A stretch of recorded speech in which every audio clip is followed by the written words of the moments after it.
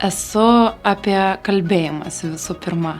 Man yra svarbu, kad žmonės pirmoji vietoje duotų šansą pažinti kitą žmogų savo ir taip pat kitam žmogui pažinti save.